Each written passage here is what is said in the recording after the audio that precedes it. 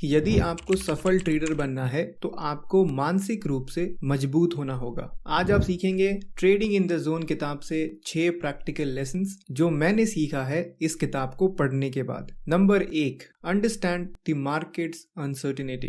लेखक कहते हैं कि जो दुनिया के सबसे सफल ट्रेडर्स हैं उन्होंने अपने आप को ये चीज समझा लिया है कि स्टॉक मार्केट में कुछ भी हो सकता है, और ऐसा सोच रखने वाले मार्केट से डरते नहीं हैं कि ज्यादा पैसे नहीं लगाने हैं क्योंकि बाजार में कुछ भी हो सकता है, बल्कि उनके सोचने का तरीका इस अंडरस्टैंडिंग पर है कि मार्केट बहुत ही ज्यादा अनप्रिडिक्टेबल है, यानी कोई भी ये अनुमान नहीं लगा सकता है कि मार्केट किस ओर जाएगा और कोई भी व्यक्ति इसे नियंत्रण नहीं कर सकता। सबसे ज्यादा नुकसान उन ट्रेडर्स को होता है जो ये सोचते हैं कि उन्होंने बाजार को समझ लिया है और उनके पास कोई जादुई शक्ति है जिससे वो स्टॉक मार्केट के मूवमेंट्स को बिल्कुल सटीक तरीके से अनुमान लगा सकते हैं। लेकिन बाजार का व्यवहार या फिर बाजार का मूवमेंट किस ओर जाएगा ये बहुत सारे कारणों पर निर्भर करता है। इसीलिए आपको फ्लेक्सिबल रहना है और अपने माइंडसेट को खुला रखना है। इससे आपको स्ट्रेस कम होगा और आपके निर्णय लेने की स्किल्स इंप्रूव होगी अपने ट्रेड्स में। तो प्रैक्टिकल लेसन आप सभी के लिए यही है कि कोई भी ट्रेड लेने से पहले अपने आप को ये याद दिलाएं कि मार्केट में कुछ भी हो सकता है और अपना ध्यान प्रोसेस और प्लानिंग पर दे, ना कि कितना आप रिटर्न्स कमाने वाले हैं इस पर आपको ध्यान नहीं देना है। और स्टॉप लॉस ऑर्डर जरूर लगाएं और अपने रिस्क को अच्छे से मैनेज करें, और सबसे महत्वपूर्ण अपने आप को तैयार रखें सबसे खराब ट्रेड के लिए। Number 2, take responsibility for your trades. अपने ट्रेड के लिए जिम्मेदारी लें। लेखक मार्क ने इस किताब में कहा है, the market doesn't generate inconsistent results, traders do by behaving inconsistently. यानी मार्केट कभी भी खराब रिजल्ट लंबे समय तक नहीं देता है, बल्कि ट्रेडर्स अपने खुद के खराब व्यवहार एवं निर्णय की वजह से उनको खराब परिणाम देखने को मिलता है। क्योंकि जब भी आप ट्रेड लेते हैं तो आप ये सोच कर लेते हैं कि ये मुझे पैसे कमा के देगा, यानी ये शेयर लगातार ऊपर की ओर जाएगा। लेकिन लेखक कहते हैं कि एवरी ट्रेड इज डिफरेंट, यानी हर एक ट्रेड अलग है और इसका परिणाम भी अलग होगा, और ये आपकी जिम्मेदारी बनती है कि आपको अपने ट्रेड को स्वीकार करना है और किसी और को कभी भी दोष नहीं देना है। इसका प्रैक्टिकल लेसन यही है कि आपको एक ट्रेडिंग जर्नल मेंटेन करनी है, यानी आपको एक नोटबुक रखना है सिर्फ आपके ट्रेडिंग के लिए, जिसमें हर एक ट्रेड लेने के बाद आपको ये लिखना है कि क्यों आपने इस ट्रेड को लिया, आपने अपने ट्रेड को कैसे मैनेज किया, आपका रिजल्ट कैसा रहा और इस प्रॉफिट या लॉस से आपको क्या सीखने को मिला। तो जब आप कुछ दिनों या कुछ हफ्तों के बाद अपने जर्नल एंट्रीज को रिव्यू करेंगे तो आपको एक पैटर्न देखने को मिलेगा कि आप कहां पर कमजोर पड़ रहे हैं या फिर आपको किस एरिया में सुधार की जरूरत है। इसी को कहते हैं जिम्मेदारी लेना, क्योंकि आप मार्केट को कंट्रोल नहीं कर सकते हैं, लेकिन आप अपनी साइकोलॉजी एंड माइंडसेट को कंट्रोल कर सकते हैं या उसे इंप्रूव कर सकते हैं अपने आप में एक पैटर्न को ढूंढकर। तो ये था लेसन नंबर 2। अब आते हैं लेसन नंबर 3 पे, जो है develop a probabilistic trading mindset. लेखक कहते हैं कि ट्रेडिंग एक संभावना का खेल है, ना कि निश्चितताओं का, जिसे उन्होंने कोट किया है कि trading is a game of probabilities not certainties. जब आप अपना पहला ट्रेड लेंगे उसका परिणाम चाहे कुछ भी हो, आपको उस लौते ट्रेड से अपने आप को आंकना नहीं है। चलिए इसे विस्तार में समझते हैं। आप हर एक ट्रेड में प्रॉफिट नहीं कमा सकते हैं, जो कि एक तथ्य है। तो लेखक कहते हैं कि आपको अपने अंदर एक एज लानी होगी। एज का मतलब है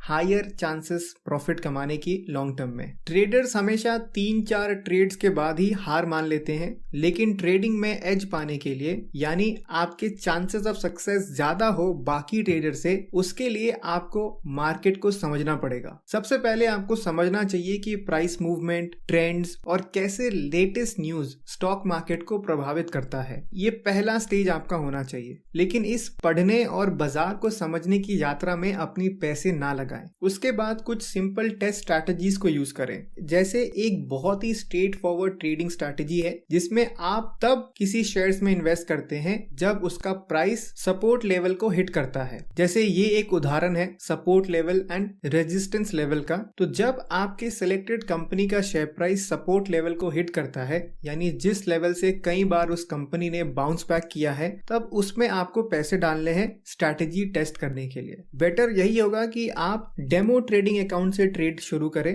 और अपनी स्ट्रैटेजीज को टेस्ट करें बिना अपने असली पैसे लगाए। एक टाइम में सिर्फ एक ही मार्केट या एसेट पर फोकस करें, यानी आपको पहले ये तय करना है कि आपको स्टॉक्स में ट्रेडिंग करनी है या फोरेक्स में या कोई अन्य एसेट्स में। उदाहरण के लिए अगर आपको इंडियन स्टॉक्स में ट्रेडिंग करनी है तो निफ्टी 50 के बिहेवियर को समझने की कोशिश कीजिए। तो यहाँ पर प्रैक्टिकल लेसन यही है, अपनी स्ट्रैटेजी पर कंसिस्टेंट रहिए और ट्रेडिंग को प्रोबेबिलिटी की तरह देखिए और सबसे पहले बाजार को समझने में अपना सबसे ज्यादा वक्त लगाइए और उस दौरान अपने असली पैसे ना लगाएं। और जब आप ट्रेडिंग करना शुरू करेंगे तो सिर्फ एक स्ट्रैटेजी से शुरू कीजिए और हर एक ट्रेड के बाद उसे आपको बदलना नहीं है, आपको कंसिस्टेंट रहना है। अब आते हैं लेसन नंबर 4 पे, जो मैंने इस बुक से सीखा है वो है manage risk like a pro. Mark Douglas कहते हैं, predefining your risk and cutting your losses is the first step to creating a carefree state of mind. अगर आपको ट्रेडिंग करना है तो सबसे पहले आपका माइंड फ्री होना चाहिए और इस माइंड को फ्री करने के लिए आपको सबसे पहले ये तय करना है कि आप कितना रिस्क ले सकते हैं अपने कैपिटल पर। उदाहरण के लिए अगर आपके ट्रेडिंग अकाउंट में 1 लाख रुपए हैं तो सबसे पहले ये तय कीजिए कि इस 1 लाख रुपए में से आप कितना लॉस करने के लिए तैयार हैं। मान लेते हैं कि आपने 10% रिस्क लेने का सोचा है, यानी 10,000 रुपए अगर आपका लॉस हुआ भी तो आपको कोई प्रॉब्लम नहीं होगा। अब इसके बाद आपको पोजीशन साइज डिसाइड करनी है, यानी एक कंपनी के कितने शेयर्स लेना है। अब उदाहरण के लिए एक कंपनी का शेयर प्राइस है 500 रुपए और ये आपका एंट्री पॉइंट भी है, यानी इस प्राइस पर आप इनके शेयर्स खरीद रहे हो। तो उसके बाद आपको स्टॉप लॉस प्राइस भी निकाल लेना है। यहाँ हम मान लेते हैं 480 का आपने स्टॉप लॉस लगाया है, यानी 20 रुपए पर शेयर का आप रिस्क ले रहे हैं। इसे बोलते हैं रिस्क पर यूनिट। तो पोजीशन साइज कैलकुलेट करने का फॉर्मूला है maximum risk divided by risk per unit. तो यहाँ आपका मैक्सिमम रिस्क है 10,000 रुपए और रिस्क पर यूनिट है 20 रुपए। तो आपका जो पोजीशन साइज बनेगा वो है 500 शेयर्स का। तो आप इस कंपनी के 500 शेयर्स खरीद रहे हैं और अगर आपका स्टॉप लॉस 480 रुपीज का है तो इस ट्रेड में आपको मैक्सिमम लॉस होगा 10,000 रुपए का। यहाँ पर ध्यान देने वाली बात यह है कि मैंने रिस्क परसेंटेज बहुत ज्यादा हाई रखा है, यानी 10% का। यूजुअली 1 से 2% का लोग रिस्क लेते हैं, पर ये कंप्लीटली आपके रिस्क लेने की कैपेसिटी एंड ट्रेडिंग स्टाइल पर निर्भर करता है। जब मार्केट बहुत ज्यादा वोलेटाइल हो तो आपको कम से कम रिस्क परसेंटेज रखना है, इससे आपका कैपिटल सुरक्षित रहता है। तो यहाँ पे आप सभी के लिए प्रैक्टिकल लेसन यही है कि अपने पैसों को बचाना बहुत जरूरी है, तभी आप लंबे समय तक बाजार में टिके रहेंगे। और कैपिटल सुरक्षित किया जाता है प्रॉपर रिस्क मैनेजमेंट से, जो आपने अभी सीख लिया है। अब आते हैं लेसन नंबर 5 पर, जो मैंने इस किताब से सीखा है वो है your beliefs versus market realities. Mark Douglas ने इस किताब में कहा है, we see what we have learn to see based on our unique mental framework. यानी जो हमारी सोचने की पैटर्न है उसके बेसिस पर हम डिसीजंस लेते हैं, चाहे रियलिटी में कुछ और सही हो। जैसे मान लीजिए एक इंट्राडे ट्रेडर है जिसका नाम है अंकित। उसने एक कंपनी ए के शेयर्स खरीदे 500 में, यानी अंकित ने जिस कंपनी के शेयर्स खरीदे हैं उसको लेकर वो बहुत ही पॉजिटिव थिंकिंग रखता है और साथ ही साथ उसने कुछ पैटर्न देखा है इस शेयर को लेकर। जिस दिन ये स्टॉक मॉर्निंग में गिरता है तो आफ्टरनून में आते आते रिकवर जरूर करता है। अब सुबह के 10:30 बजे हैं और स्टॉक ए 500 से गिर के हो गया है 450, क्योंकि इस कंपनी का अर्निंग्स रिपोर्ट्स बहुत खराब आया है। अंकित को लगा कि ये रिकवर करेगा और आज उसने 100 शेयर्स खरीद लिया। अब दोपहर के 1 बजे हैं तो ये शेयर बाउंस बैक करने की बजाय उल्टा और गिर के 420 रुपीज तक आ गया है। पर फिर भी अंकित को बिलीव था कि ये रिकवर जरूर करेगा, क्योंकि पास्ट में भी इसने रिकवर किया है। लेकिन 3:30 बजे जब मार्केट क्लोज होता है तो इस स्टॉक का प्राइस रहता है 400 रुपए। तो यहाँ पर अंकित को 10,000 रुपए का लॉस हुआ है उसके पॉजिटिव बायस की वजह से इस कंपनी में। तो यहाँ पर 3 चीजें अंकित ने अनदेखा किया। नंबर 1, इमोशनल बायस, यानी अंकित को पूरा भरोसा था अपने ट्रेड पर और अंकित ने नेगेटिव न्यूज को नजरअंदाज किया, जो कि इस स्टॉक में गिरावट का एक वैध यानी वैलिड कारण था। नंबर 2, इग्नोरिंग मार्केट सिग्नल्स, अंकित ने इंडिकेटर्स जैसे वॉल्यूम एंड ट्रेड लाइंस जिसमें साफ तौर से ये दिख रहा था कि सेलिंग प्रेशर बहुत ज्यादा हाई है, पर अंकित ने सारे इंडिकेटर्स को इग्नोर किया। नंबर 3, नो रिस्क मैनेजमेंट, अंकित ने स्टॉप लॉस नहीं लगाया था, इसीलिए वो अपने ट्रेड पर लॉस मिनिमाइज नहीं कर पाया जब उसका ट्रेड विपरीत गया। अब अंकित के लिए प्रैक्टिकल एडवाइस यही है कि हमेशा स्टॉप लॉस जरूर लगाएं। नंबर 2, मार्केट डेटा को जरूर फॉलो करें। और आखिरी एडवाइस यही है कि इस लॉस से वो सीख ले और अपने ट्रेडिंग जर्नल में ये जरूर लिखे कि कैसे उसके बिलीव ने इस ट्रेड में एंटर करवाया और ऐसे ट्रेड्स को वो फ्यूचर में कैसे ना ले।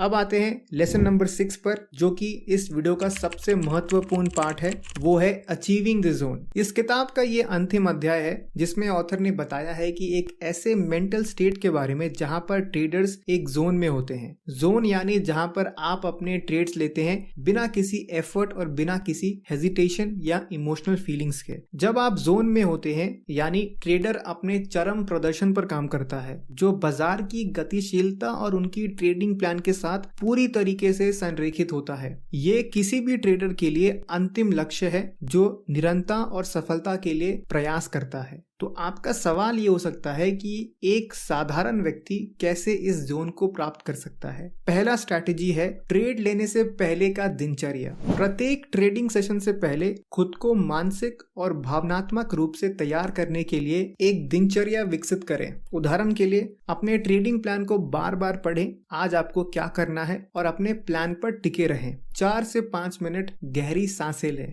और आप कल्पना करें कि आप शांति और आत्मविश्वास के साथ अपनी ट्रेडिंग प्लान को पालन कर रहे हैं। तो ये कुछ चीजें आप कर सकते हैं हर दिन सुबह उठ के, जिसे लेखक ने कहा है प्री ट्रेड रूटीन। दूसरा प्रैक्टिकल टेक्निक है जोन में आने का, जिसके बारे में हमने पहले ही चर्चा किया है इस वीडियो में, वो है जर्नलिंग एंड रिफ्लेक्शन। हर एक ट्रेडिंग सेशन के बाद आपको ये जरूर लिखना है कि आज आपने कौन सी चीज सही की है, आज आप कब और कहां भटक गए थे, और ट्रेडिंग के दौरान आपकी भावनात्मक स्थिति क्या थी आज, यानी आपकी इमोशनल फीलिंग्स क्या थी। ये सब कुछ आपको अपने जर्नल में लिखना है। लेखक कहते हैं कि जर्नलिंग करना यानी अपने आप को तैयार करना कल के लिए। तीसरा प्रैक्टिकल एडवाइस है जोन को प्राप्त करने का, वो है टेक ब्रेक्स। आपको कभी भी ओवर ट्रेडिंग नहीं करनी है और ब्रेक आपके लिए बहुत जरूरी है। इससे आपका दिमाग ताजा रहता है और जिस वजह से आप बेहतर निर्णय लेते हैं। तो अगर आपको जोन अचीव करना है तो सबसे पहले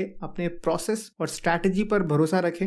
आपकी ट्रेडिंग जर्नी की यात्रा में आपको लॉसेस तो पक्का होने वाला है, लेकिन एज अ ट्रेडर आपको अपना रिस्क मैनेज करना चाहिए। और सबसे जरूरी एडवाइस है आपको कंसिस्टेंट रहना है। और जोन प्राप्त करने के लिए आपको ट्रेनिंग करनी होगी, और इस ट्रेनिंग की वजह से आपके अंदर एक एज आएगी, और एज आने के बाद आप बाकियों से ज्यादा नंबर ऑफ टाइम्स प्रॉफिटेबल रहेंगे। लेखक ने इस किताब में कहा है the best traders aren't afraid, they don't hesitate, waver or doubt themselves, they trust their edge and execute. ये कोड का मतलब है कि सफल ट्रेडर्स डर, झिझक या शक को अपने फैसलों पर कभी हावी नहीं होने देते हैं। वो अपने ट्रेडिंग स्ट्रैटेजी यानी एज पर भरोसा रखते हैं, अपने प्लान को डिसिप्लिन के साथ फॉलो करते हैं और बिना किसी भावना यानी डर या फिर लालच उसके बेसिस पर ट्रेड्स एग्जीक्यूट नहीं करते हैं। उन्होंने समझाने की कोशिश की है कि ट्रेडिंग सर्टेनिटी नहीं बल्कि प्रोबेबिलिटी का खेल है, इसीलिए वो एक एक ट्रेड के आउटकम्स पर नहीं बल्कि